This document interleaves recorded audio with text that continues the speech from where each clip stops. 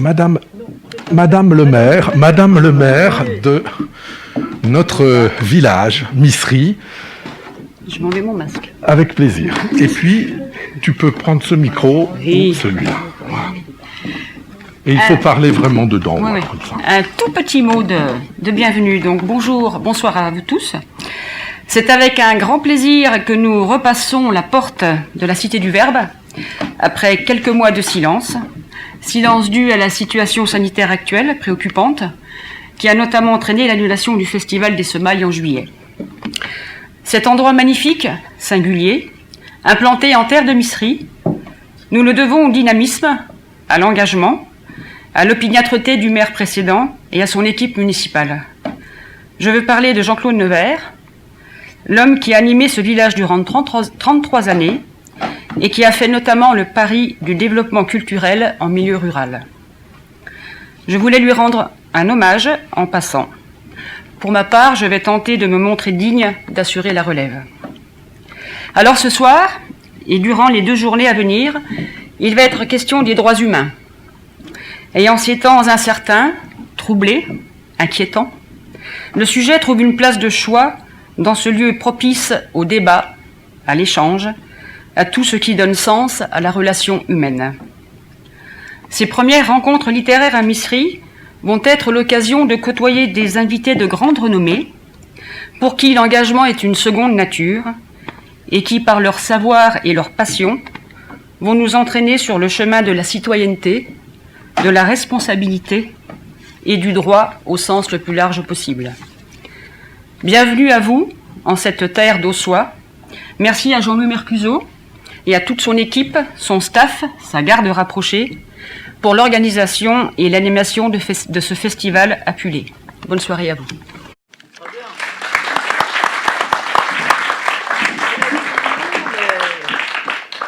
Jean-Michel Pétréau, qui lui est président des Terres d'Aussois.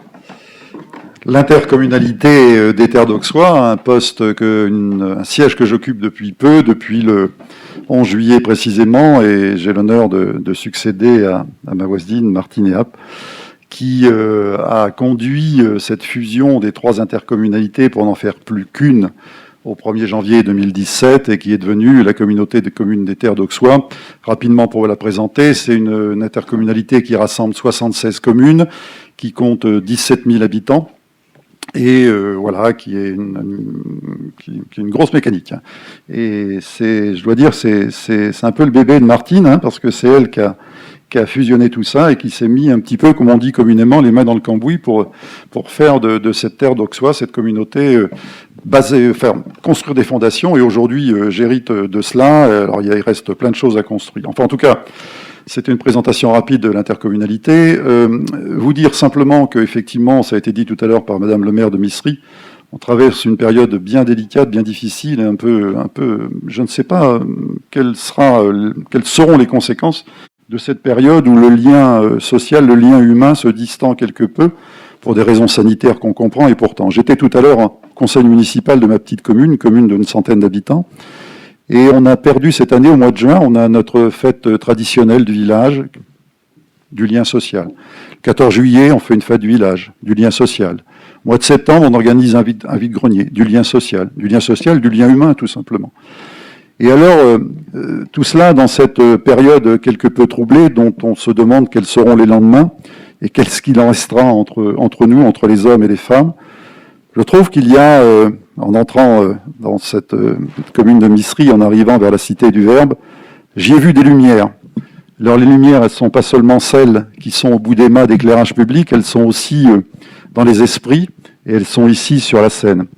Merci à Jean-Louis et son équipe, merci à vous tous d'être présents, parce que, vous voyez, c'est important. Malgré tout ce qu'on vient de dire, malgré ce climat anxiogène, il faut bien le reconnaître, eh bien, la culture vit, elle vit dans nos territoires, et c'est grâce à des hommes et des femmes qui s'engagent, c'est grâce à vous qui êtes présents ce soir, et qui témoignez de cet attachement à la culture. J'ai envie de terminer en disant « Vive la culture !»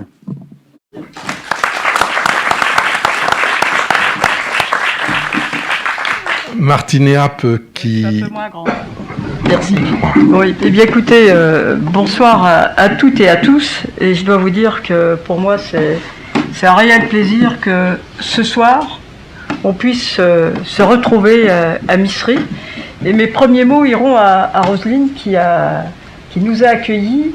Et je dois dire, Roselyne, tes paroles sont des paroles qui nous ont permis de revivre le temps du montage effectivement de ce dossier, hein, qui a été fort long. Et je dois dire que Jean-Claude effectivement a été suffisamment persévérant, pugnace, hein, pour qu'on arrive à monter ce lieu de culture à Missery. Et je dois dire que, en plus, Jean-Louis a été persévérant, très persévérant, parce que c'est pas facile, hein, de monter un projet comme celui-ci dans nos territoires ruraux. Et pour autant, eh bien, ce soir, on se retrouve, malgré les conditions sanitaires, comme l'a évoqué le président Jean-Michel Pétréau, à qui j'ai laissé le flambeau des terres d'Auxois, mais à qui j'avais dit aussi, n'oublie jamais la cité du Verbe à Missery. Vous voyez, il n'a pas oublié, première manifestation, il est là. Et donc j'en profite aussi pour saluer le vice-président à la communauté de communes qui est en charge de la culture, Jean-Claude Pernet, qui est présent aussi ce soir. Et je voulais dire à Jean-Louis que, effectivement, on traverse une période particulièrement compliquée. Je disais tout à l'heure au libraire, qui aurait pensé, il y a un an, ce que nous allions vivre les uns et les autres. Et on voit bien, hein, je ne reprendrai pas ce qu'a dit le président de la communauté de communes des Terres d'Auxois, mais le lien social, la proximité avec chacune et chacun, c'est quelque chose qui aujourd'hui est pour nous difficile. Et on voit bien aussi que les conséquences de cette période compliquée, difficile que nous vivons, eh bien, sont pas anodines parce que eh bien, les habitants, les hommes et les femmes manquent de cette proximité et de ce lien, des échanges qui font que bien, une vie ressemble à une vie. Hein. C'est vraiment très très compliqué. Alors, je voulais dire ce soir à Jean-Louis et à toute son équipe que le département de la Côte d'Or est resté engagé. Tout d'abord, toutes les aides et les subventions que nous avions l'habitude d'apporter, en particulier à la culture, aux associations du champ culturel, même sans l'activité, ont été maintenues. Et au mois d'août, nous avons aussi mis en place un plan de soutien qui répondra pas à tout, mais qui est là pour aider, en complément de ce qui se passe habituellement, pour soutenir financièrement donc, les associations du champ culturel. Pour le moins, c'est important qu'on continue à soutenir les associations du champ culturel, parce qu'on sait que c'est, j'allais dire, un des premiers piliers, hein, qui souffre dans nos territoires, et pas que dans nos territoires ruraux, partout. Hein. Et on le voit bien, ça va être malheureusement encore compliqué pendant, j'allais dire, quelques semaines, nous l'espérons. Ce que je crains, moi, c'est que ce soit plus long que quelques semaines, d'autant qu'en ce moment, tout se fait un peu... vous voyez, il y a les mauvais résultats, en plus se mélangent différents virus dus à la période, donc c'est vraiment très complexe. En tout cas, moi, je voulais assurer Jean-Louis, je voulais rassurer aussi Madame le maire de Missery, hein, qu'on restera engagé, et puis lui dire que, bien écoutez, avoir réalisé ce festival ce soir, c'est aussi un signe de résolument tourné vers l'avenir et d'espoir.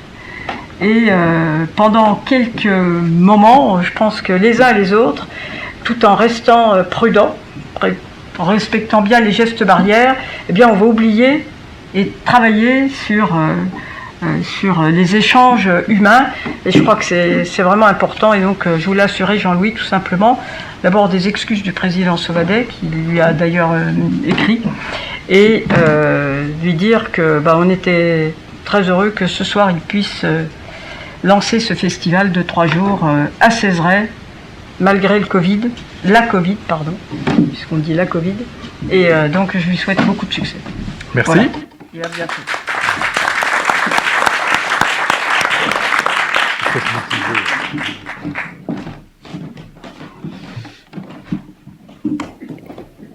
Ce festival est vraiment ouvert et donc il ne peut s'ouvrir qu'avec nos amis, ceux qui sont à l'origine même de ce pourquoi on est là ce soir. Donc je vais demander à Hubert Haddad, à Yahya Bellaskri de venir nous rejoindre, de prendre chacun un micro. Vous pouvez l'éloigner, enlever vos masques, vous êtes chez vous et je vous laisse parler. C'est la première année. Nous sommes quelques-uns. L'année prochaine, nous serons bien plus. Et parce que nous serons déconfinés. Apulé, c'est finalement, on se rend compte que ce que c'est Apulé, c'est un désir de déconfinement au départ. Sur le plan intellectuel, sur le plan culturel. C'est une revue internationale qui part de l'autre côté de la Méditerranée, qui est décentrée, un peu nomade. Et qu'est-ce que c'est une revue ? Une revue, c'est la littérature, c'est l'édition, disons, a commencé par les revues. Et puis l'édition, elle s'est un petit peu endormie. Ces dernières décennies, et la revue a toute sa place pour un petit peu retrouver l'énergie avec les poètes, avec les penseurs, avec les romanciers. Et ça, la revue telle qu'on l'imaginait, telle qu'on la voulait, et qu'on pensait que c'était guère possible, c'est une entreprise comme ça, intellectuelle, poétique, internationale, rassemblant tous les poètes du monde, tous les gens de bonne volonté, pour se déconfiner, pour sortir des crispations identitaires, pour sortir des peurs, pour sortir du côté de ces littératures qui sont un petit peu dans l'ennui de leur propre confinement. Et alors, on a, avec Yahya et avec d'autres, proposé comme ça cette aventure. Nous sommes au 5e numéro, je crois. Nous sommes au 5e numéro, et chaque numéro rassemble une centaine, 100, 120 contributeurs. On pourrait remplir la salle avec tous les contributeurs, même les chants alentours. Et probablement l'année prochaine, ils seront tous là. et c'est magnifique. Parce qu'il y a l'Afrique qui est présente. Il se trouve que les uns et les autres, nous avons des affinités avec le Maghreb, avec le Grand Maghreb, et donc on s'est décalé de ce côté-là. Plutôt qu'à Saint-Germain-des-Prés, c'est le Maghreb, mais pas pour s'inscrire de manière. Pas pour s'inscrire dans le Maghreb de manière idéologique, politique et solitaire. Non, au contraire, c'est simplement, imaginez, on va souvent avec Yahya à Alger, parce qu'il y a là-bas un grand salon du livre qui rassemble 1 million de personnes. Et puis on s'est dit, mais quelle belle ville, c'est magnifique, on pourrait faire d'Alger la capitale culturelle de la Méditerranée. Et on n'en démord pas, n'est-ce pas ? J'ai écrit un grand article pour le journal Liberté d'Alger dans cet esprit-là. Cependant, on s'arrête pas ni à l'Algérie, ni au Maghreb, ni à l'Afrique. Dans la revue, il y a des auteurs, des poètes, des penseurs, vraiment du monde entier. On est tous dans cet esprit de liberté. Parce que la liberté, c'est la culture. Sans liberté, il n'y a pas de culture. Et ça, c'est fondamental. et tous les écrivains qui sont dans ce dernier numéro consacré aux droits humains le savent bien. Plusieurs sont en prison, comme Demirtas, qui fait l'ouverture. Il est en prison en Turquie. Il est en prison en Turquie parce qu'on l'a mis en prison parce qu'il défend la liberté des siens. Et ce qui est très beau dans son appel qu'on lira demain, c'est qu'il nous a donné un texte complètement d'ouverture, où il demande aux poètes du monde entier d'essayer de penser autrement le monde. Si on accepte d'être déconfiné dans la tête, tout ira beaucoup mieux pour nous tous. Apulé, c'est une revue annuelle qui est née dans la tête d'un homme, c'est lui, Hubert Haddad. C'est l'idée émane de lui. La rencontre d'une maison d'édition, Zulma, dont la directrice est là, Laure Leroy, et la rencontre avec des femmes et des hommes, dont quelques-uns du membre du conseil de rédaction sont là, Catherine Poimbert et on va leur demander de dire deux mots. Donc, d'accord. Oui, parce bien qu'on sûr. est toujours à... C'est une revue, donc il a dit décentrée dans la Méditerranée, mais ouverte sur le monde, complètement sur le monde. Au moment où les sciences sociales, pardonnez-moi, c'est un jugement que je porte, moi, personnellement, ça n'engage que moi, ont failli à expliquer le monde, la littérature, non pas l'explique, mais approche ce monde-là, ses failles, ses difficultés, sa problématique. Et le poète, le romancier, qui se situe sur une ligne de crête, nous donne une approche de ce monde-là, de sa complexité. Vous voyez bien, tout à l'heure, ça a été évoqué, cette pandémie dans laquelle nous sommes. C'est-à-dire qu'il y a un virus microscopique qui nous a terrassés. C'est moi qui l'ai microscopique. Il nous a terrassés. Mais en même temps, il y a en chacun de nous, en chacune de nous, il y a cette possibilité d'être plus grand que soi, pour citer Michel Lebris. Et donc cette possibilité, même quand il y a une problématique, d'aller vers l'autre, avec la bienveillance, avec le regard de tendresse.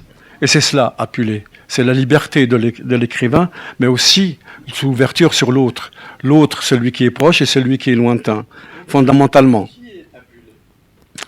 Apulé, Jean-Marie Blas de Robles nous pourrait en parler beaucoup mieux que moi. D'ailleurs, je l'invite à nous dire qui c'est Apulé et pourquoi nous avons choisi le titre de ce nom pour le titre de la revue.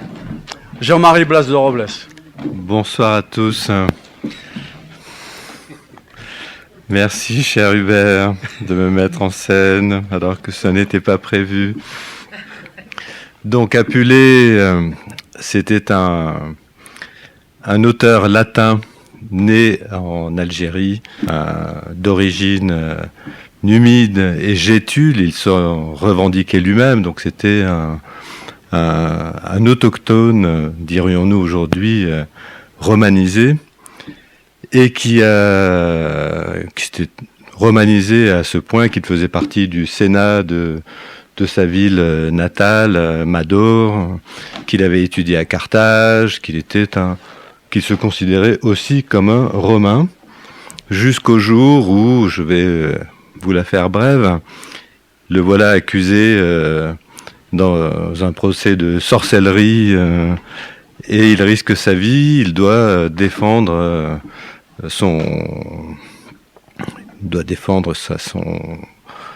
réellement sa vie, parce qu'on l'accuse d'avoir spolié une veuve de son héritage et d'avoir usé pour cela de charme et d'envoûtement. Et on a gardé là sa plaidoirie. Et parmi les accusations que lui portent les consuls romains qui sont... ça se passe à Sabrata, à Tripoli, en Libye aujourd'hui. C'est là qu'il est jugé, on le sait, on a les textes. Parmi les arguments qui sont portés contre lui, on arrive vraiment à des arguments ad hominem. On lui dit non, mais en plus, t'es même pas romain, quoi. T'es un arabe, en gros, on lui dit. Le consul romain, on lui dit, voilà, t'es un Carthaginois, t'es même pas un Romain. Et on a sa réponse qui lui dit, bien sûr, je disais un arabe, c'était l'équivalent. Et lui répond, mais non, je suis un Romain, mais je suis aussi un vrai Gétule, et je suis un vrai Numide, et je revendique la totalité de cette appartenance. Je suis un homme avant d'être un Romain, ou d'être un Gétule, ou d'être un Numide. Et cet homme-là a écrit ce qui reste pour moi le premier véritable roman de toute la littérature, en 140, un roman qui s'appelle L'âne d'or ou les métamorphoses d'Apulée, qui est une merveille de fantasmagorie et d'invention. D'où le fait que nous nous soyons mis sous sa protection. Demain, nous aurons 2 ânes dans le champ en face. Yahya et moi. Ça fera 4 ânes. Junior et Molière seront là. Ce serait bien que Catherine et puis Laure viennent à notre place. Mais rapidement, parce que c'était pas prévu.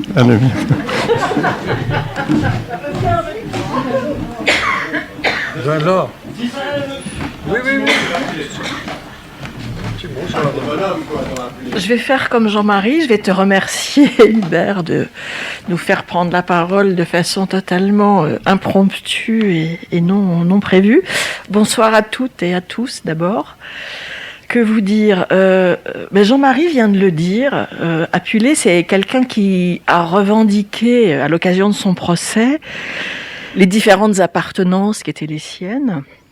Nous sommes tous les uns et les autres composés d'appartenances multiples, familiales, intimes, collectives, amicales, etc. Et si on s'en tient à ce que disait Hubert tout à l'heure, il y a à peu près entre 100 et 120 contributeurs dans chacun des numéros d'Apulée. Donc si vous considérez que chacun des contributeurs est porteur de 2 ou 3 identités différentes, je vous laisse faire le calcul sur la quantité de personnes que vous allez accueillir pour l'édition de l'année prochaine, la première édition du festival. Voilà. Alors ? Bonsoir. Donc, moi, je trouve que c'est quelque chose d'absolument merveilleux, ce festival, ce premier festival Apulée à Missery. Et je vais aussi vous dire pourquoi. Parce que moi, je publie Hubert Haddad depuis de longues années. Après, on a eu Jean-Marie Blas de Robles qui nous a rejoint, Yahya Bellaskri nous a rejoint aussi. Donc c'est un catalogue qui est riche d'une très belle littérature française, riche aussi d'une très belle littérature étrangère, donc de traduction. Et à un moment, être éditeur, c'est dire non. Parce que il faut publier peu de livres et les choisir vraiment un à un pour pouvoir les défendre.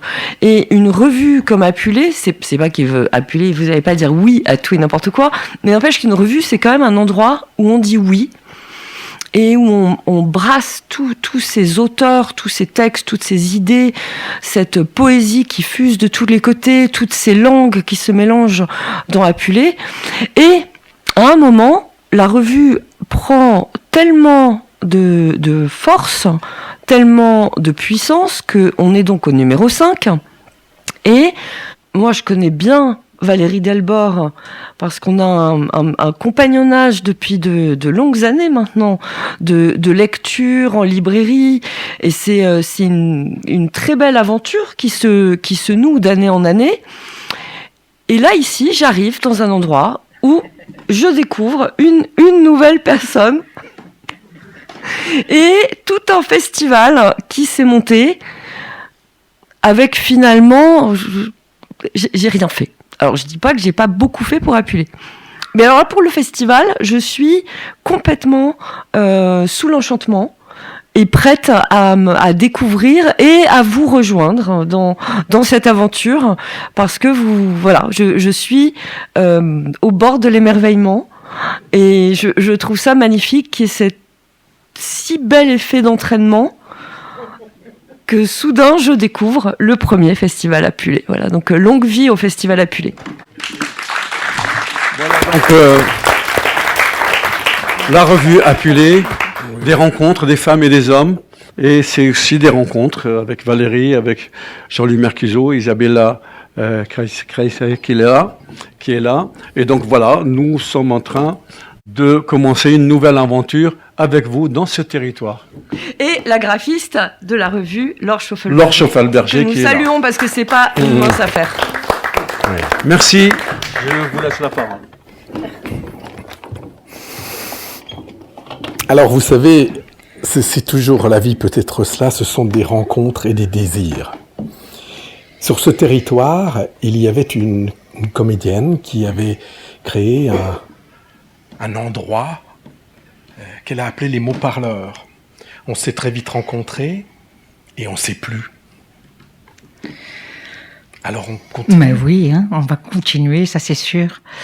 Merci à toi Jean-Louis en tout cas d'avoir proposé cet accompagnement, le lieu pour recevoir ce premier festival et ce festival futur. Et j'aimerais dire une toute petite chose en tant que lectrice.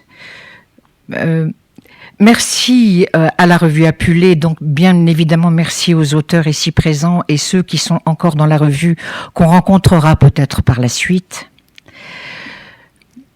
Merci de me donner l'occasion de découvrir des écritures que je n'aurais pas l'occasion de lire simplement, sur des thèmes donnés. Celui-ci, c'est les droits humains, ce n'est pas rien comme thème. Il y en a eu d'autres, bien évidemment.